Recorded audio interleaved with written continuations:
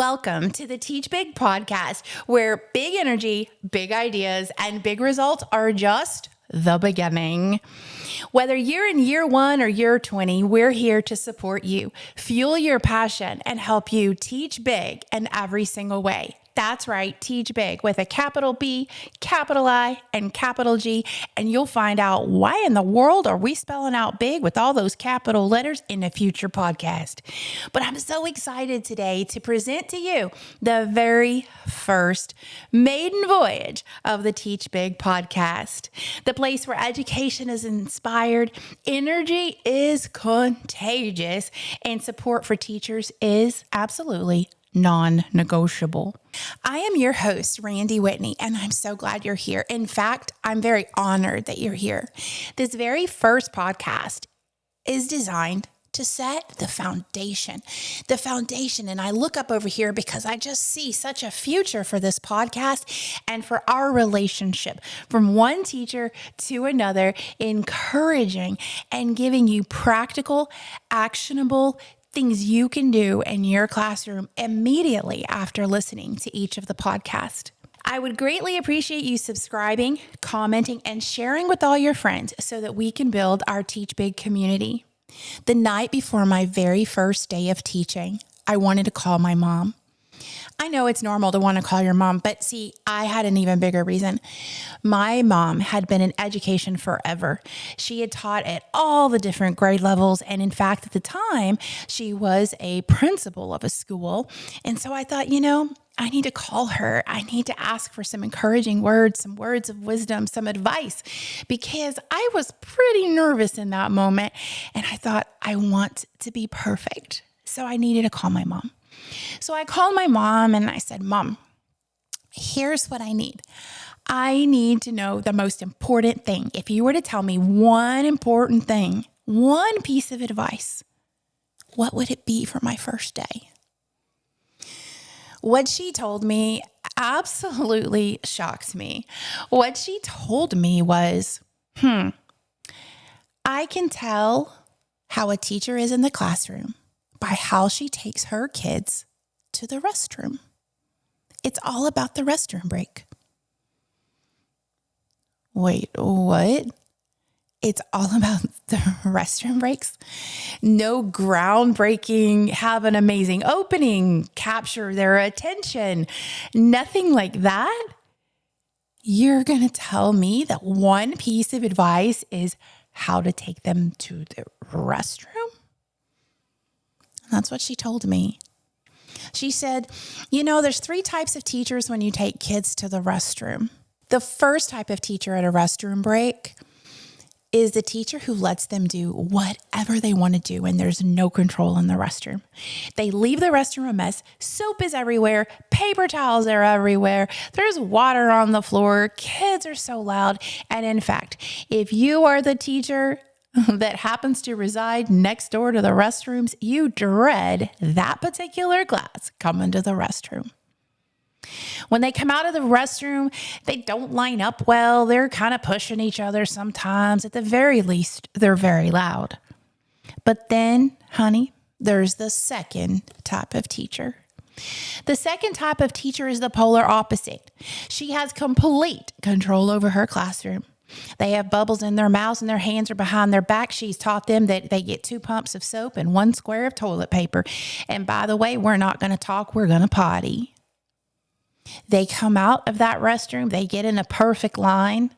And most of the time, the other teachers in the hallway are saying, oh my, what a wonderful class you have. She said, but Randi, I do not want you to be either one of those teachers. I want you to be the third kind of teacher at the restroom. But I'll be honest with you, after I heard that, I really wanted to be the perfect teacher.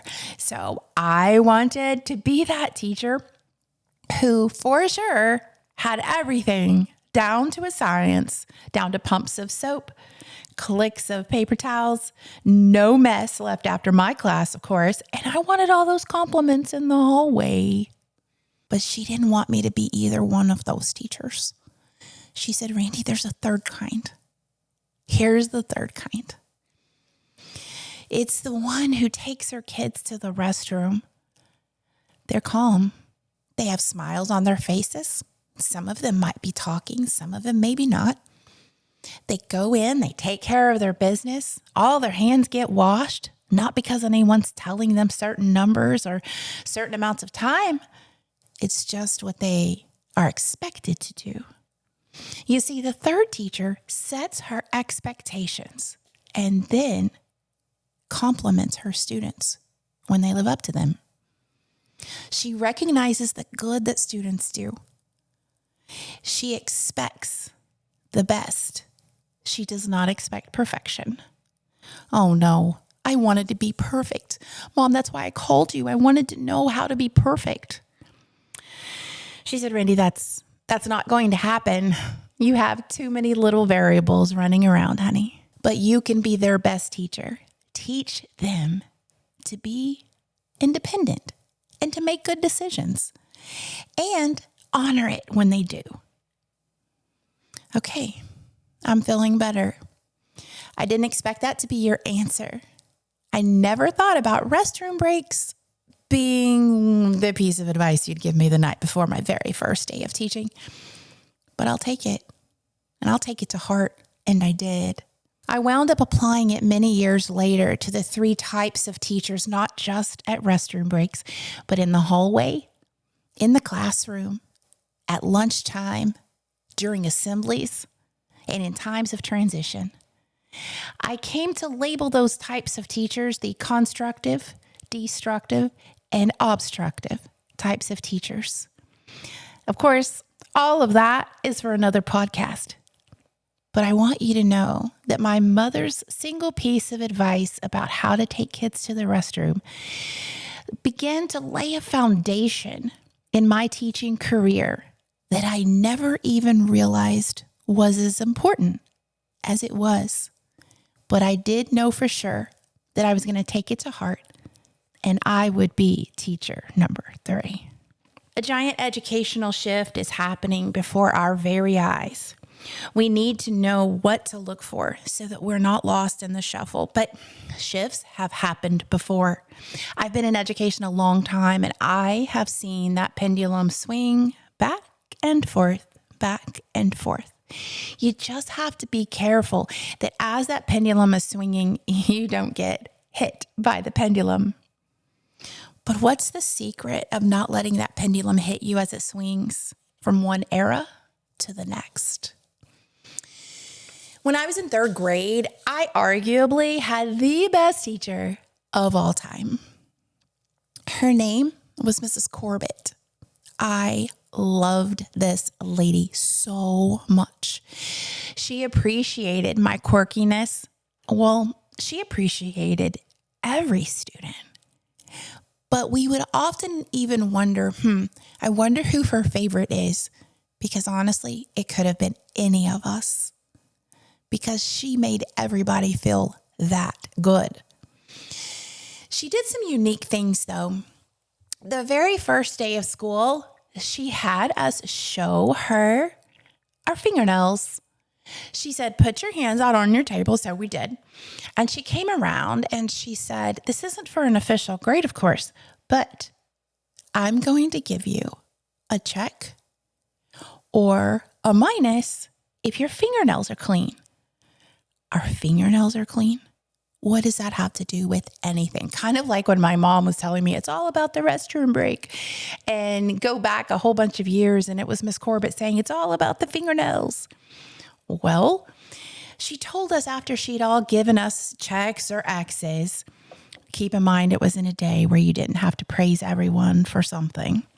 You really did call it like you saw it. But I remember that I got an X. I had a little bit of dirt under my thumb. Remember, I'm the kid who wants to be perfect.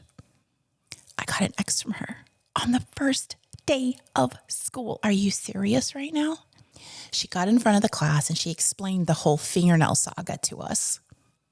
She told us how we kept our fingernails had a direct relationship with what we thought about ourselves and our level of confidence.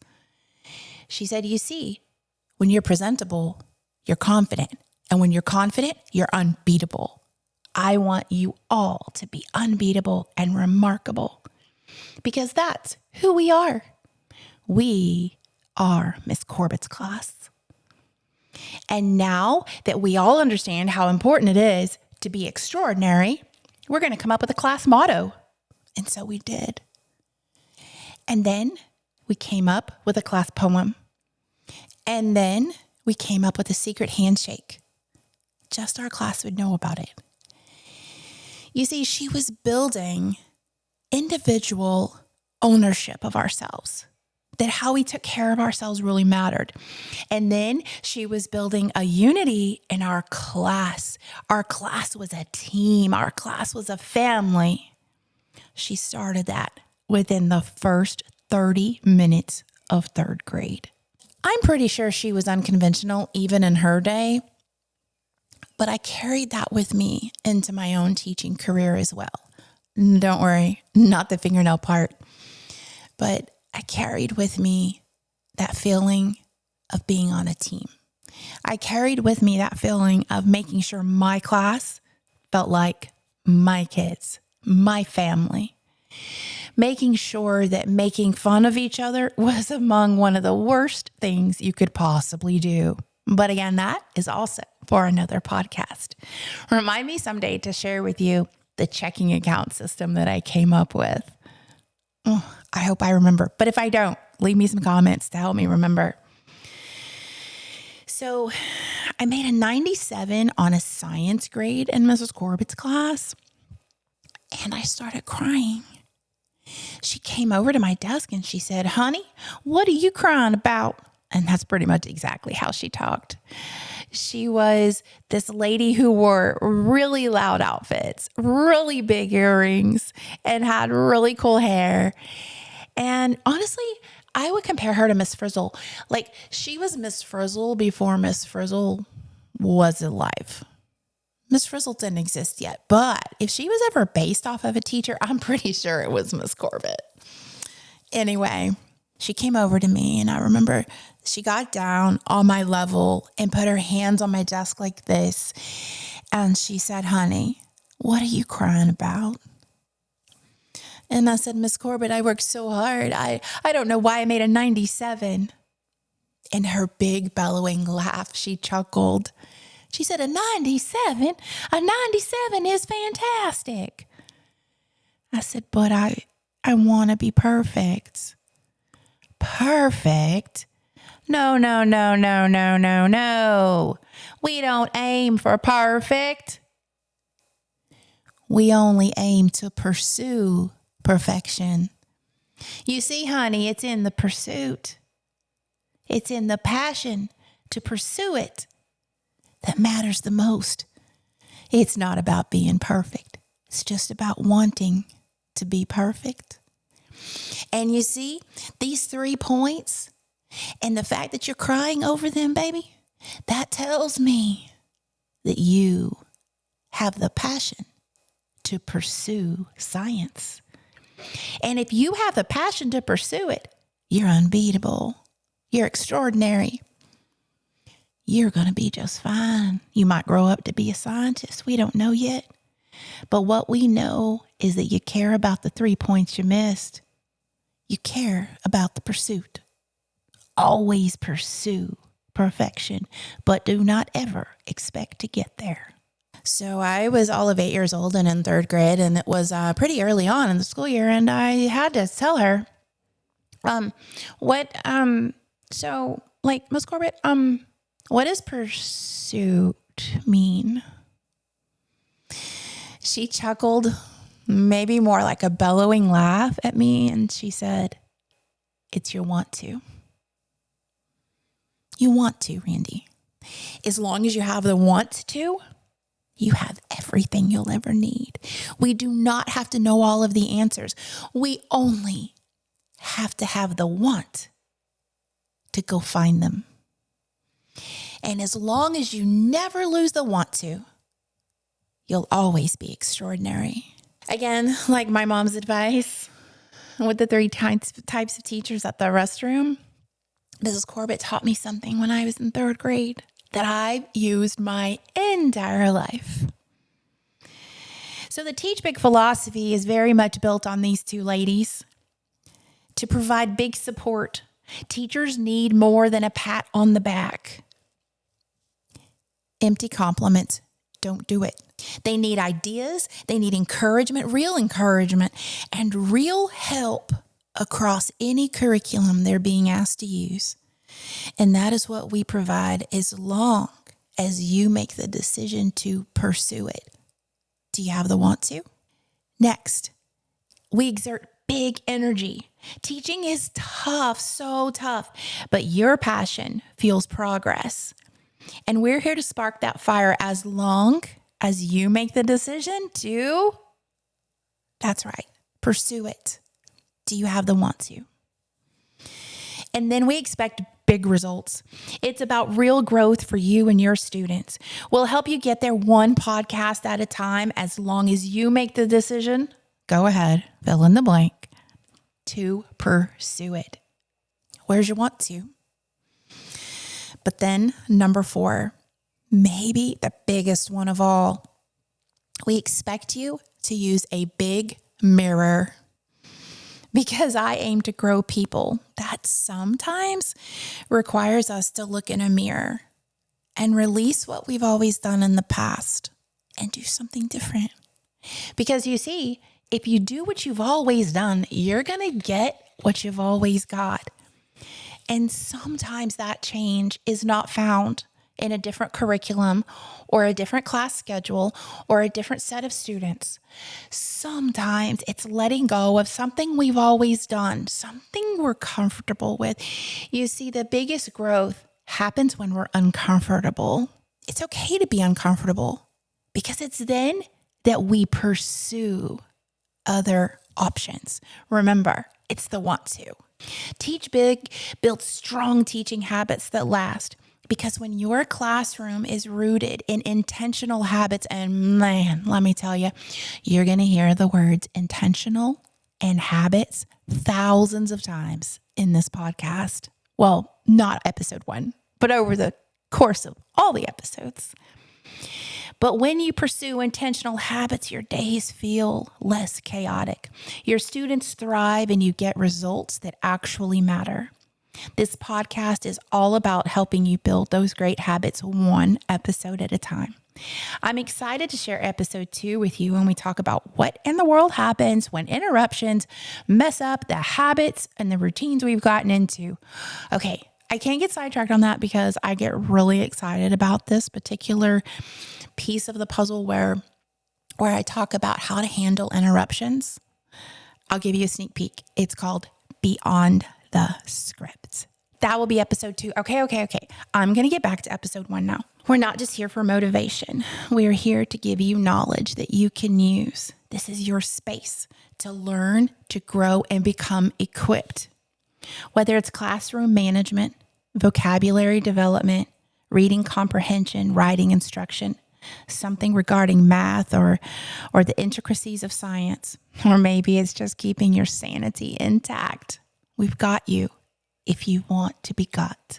Remember, we'll do our part, but you have to have the want to. Are you ready to pursue it? I believe this happens through providing real techniques for real teachers and in real classrooms. It may sound kind of strange for me to say this, but I'm not a very big complimenter. Anyone who spends time around me knows if I compliment you, I mean it from the depths of my soul. And that also means that they receive it that way. I don't throw around empty compliments. And along that same vein, I'm not a big fan of all these inspirational signs around schools and in the teacher's lounge for teachers and in the teacher's restroom and in the teacher's workroom that says, "You got this, you're the best, you're enough." None of those things are crummy things to say. And I love the signs. They're beautiful, but I'm not a big fan of them if they're not backed up with the work that goes behind it. I call those the glory signs, but before you have the glory of the win, did you put in the work at practice? Are we earning those signs? When it says, "You're doing great," are you doing great? And if you tell a teacher or a friend, oh, you're doing so great, great job, that's so empty if you don't mean it. And if you can't back it up with something specific. I believe teachers want support, and I believe you guys want tools. I don't believe you want empty compliments. I think you want the real compliments. And I don't just mean because of test scores, although, yeah, that's a huge part of it. And it's a huge accomplishment when your students do exceptionally well. But sometimes maybe it's a great delivery. Maybe it's the best lesson you've ever given. Maybe it is how your kids walk down the hall. And I don't mean bubbles and mouths and walking like soldiers, unless, of course, you're studying a unit on how soldiers walk back in the Civil War, maybe. But you know what I mean? You want the real compliments that mean something deep in your soul. That's the kind of compliment I like. And all of this can happen in the littlest of moments. I call these tiny times lessons. So how do we become amazing and really big in the really little, tiny moments? So what if we've been working on nouns right before lunch one day, and we take our kids to lunch and we tell them, I want you to find all of the common nouns around the hallway, in the hallway, around the lunchroom, in the cafeteria. And then when we all come back together, we're going to make a list. I'm going to give you 20 seconds, and you're going to list all of the common nouns that you found to and from lunch. And we're going to see who can list the most common nouns. You see, you've given them a purpose to walk to and from lunch other than just eating pizza on Friday. If we want to cut down on times of transition and all of the crazy troubles that come with those, we don't need to fill them with, be quiet, put your hands behind your back, stop touching, stop hitting, stop pushing, don't touch her hair, get your hands off the wall. Second grade worked really hard on that mural. Don't mess up their work. Walk, walk, walk. Don't run, don't run. Oh my goodness. Do not trip each other. Slow down. What if we filled their times of transition with tiny times lessons that support what's going on in the classroom, or maybe spiral back to something we've learned in the past? What if when we're standing at the water fountain as a class and we say, water fountain, what part of speech is water? And just out of quickness, they'll say, oh, water is a noun. Well, hold on.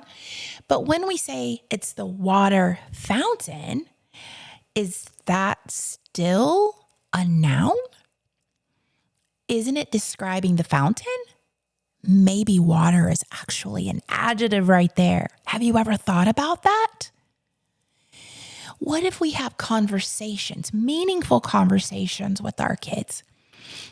Or what if when you're taking them to music or PE one day, you go up beside a couple of kids and you say, okay, so on our way there, would any of you like to tell me your favorite part of this day so far? Or who can review the science lesson we just finished before we left the classroom?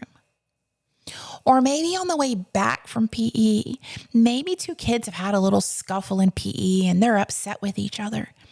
What if you work on author's purpose and you say, okay, let's look at it this way.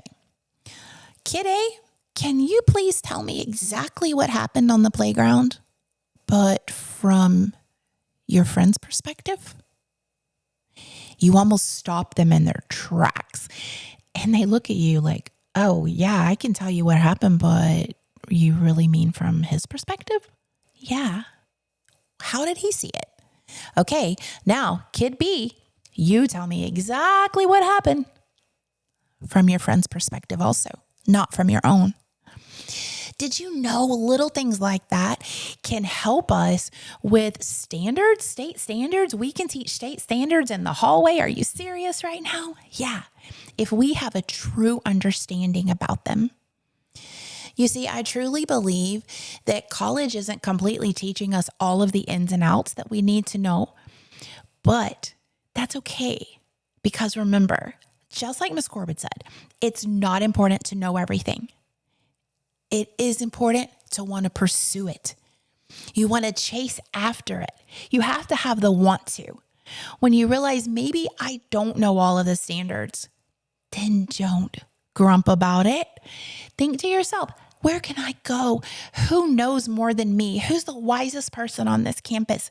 Go and have the pursuit of learning about it. Because if you know anything about author's purpose, that's just a fancy way to say, what is the other person's point of view from it? What's the perspective of the author? Why did the author write this passage?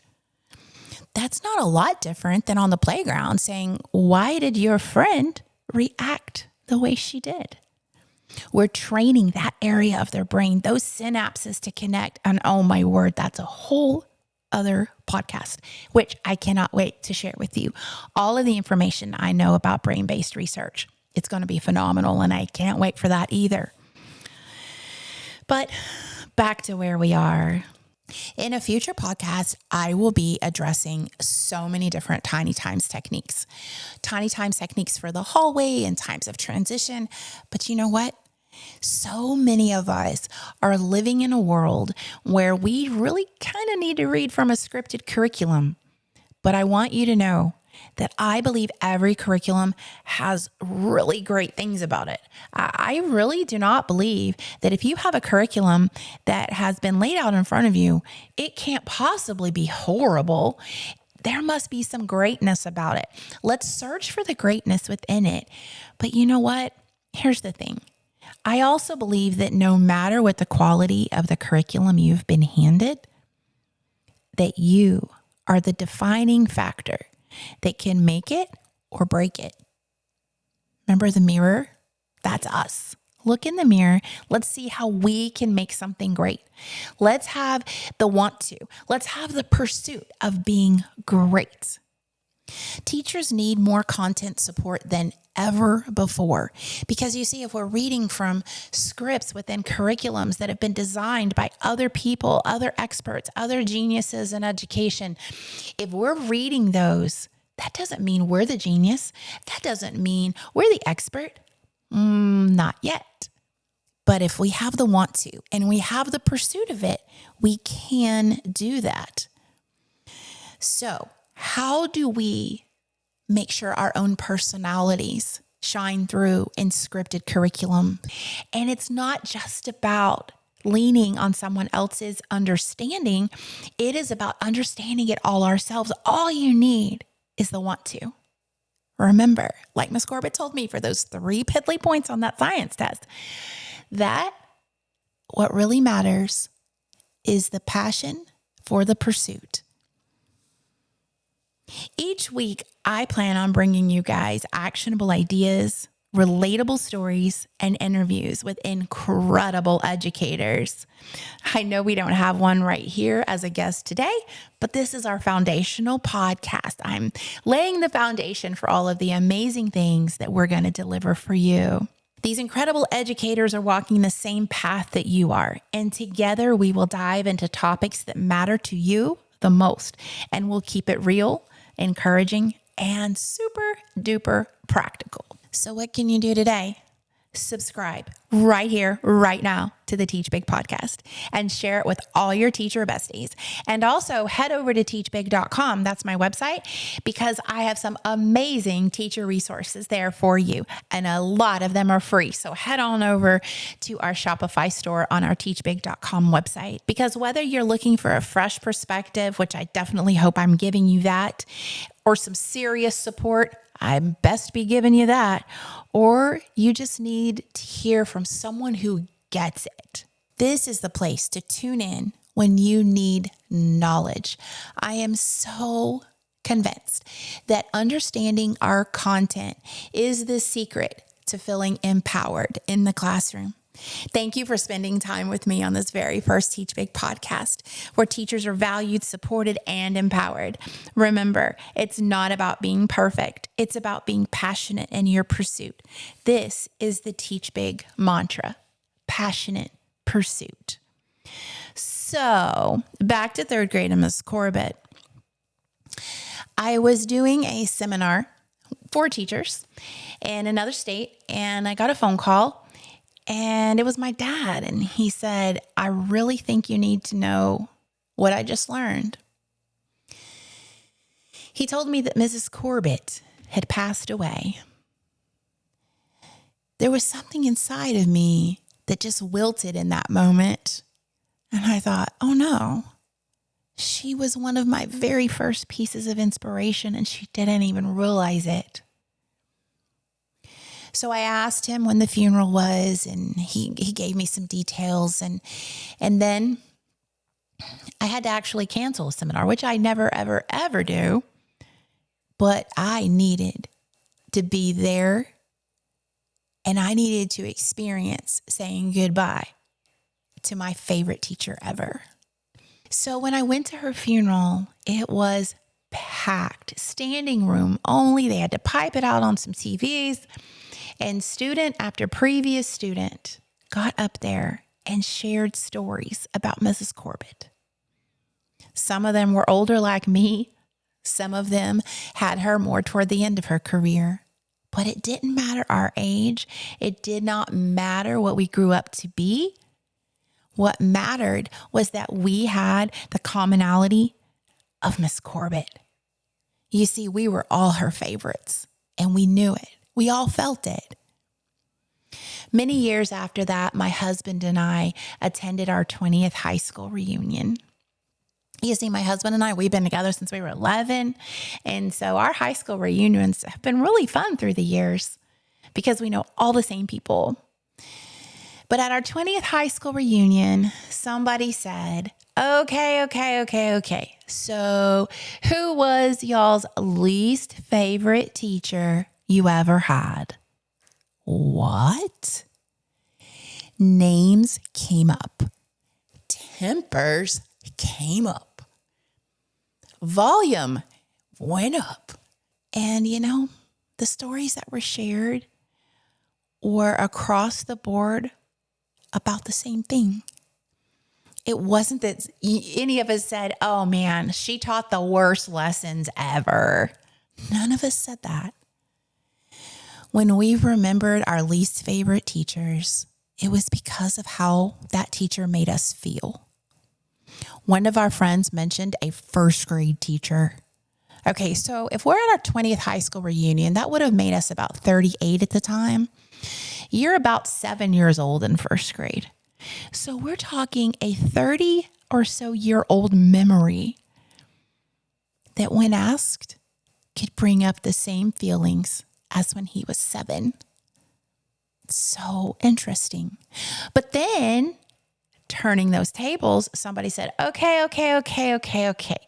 Who was your favorite teacher of all time?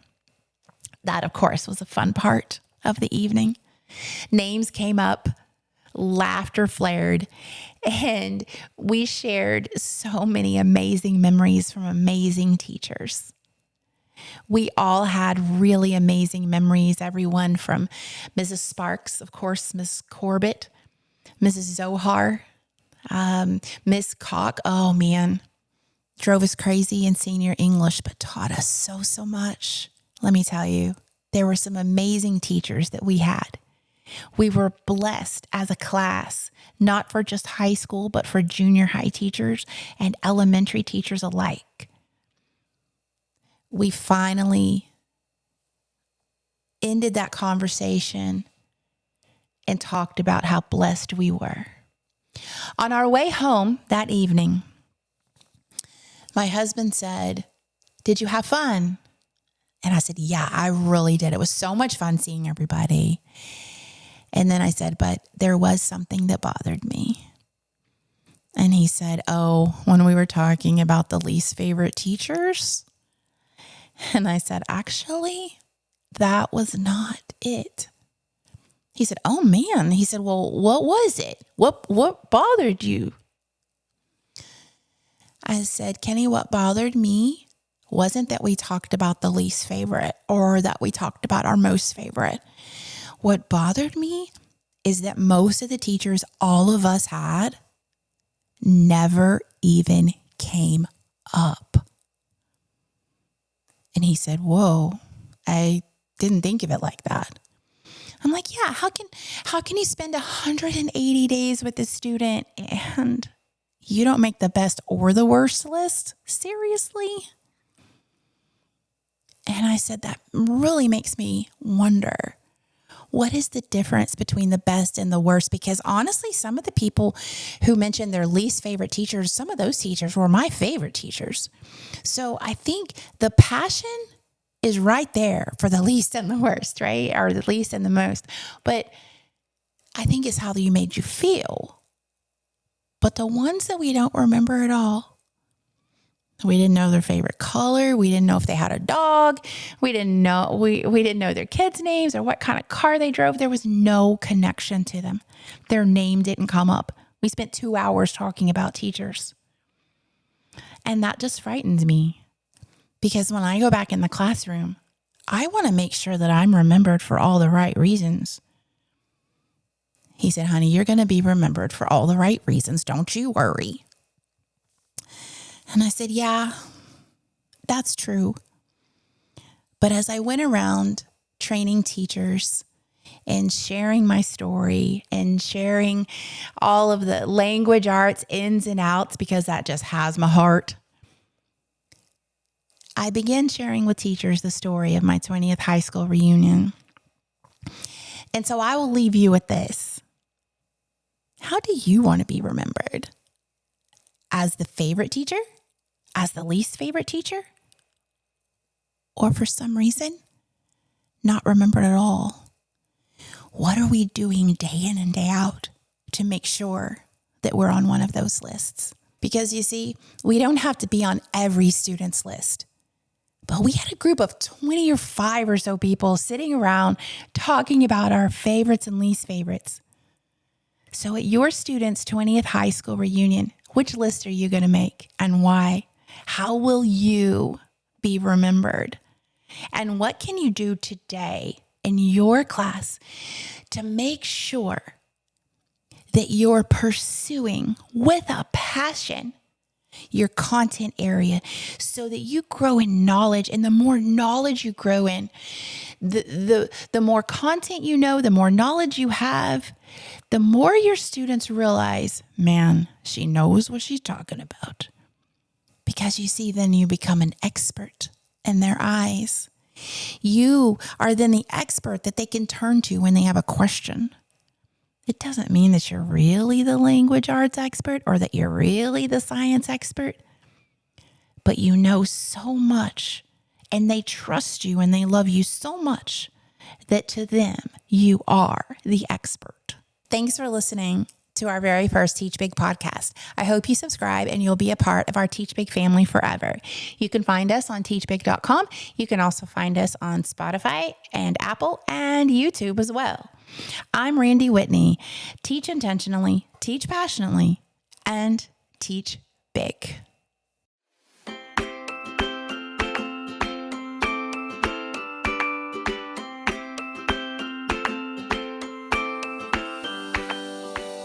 Are you still there? I think you're still there if you hear me.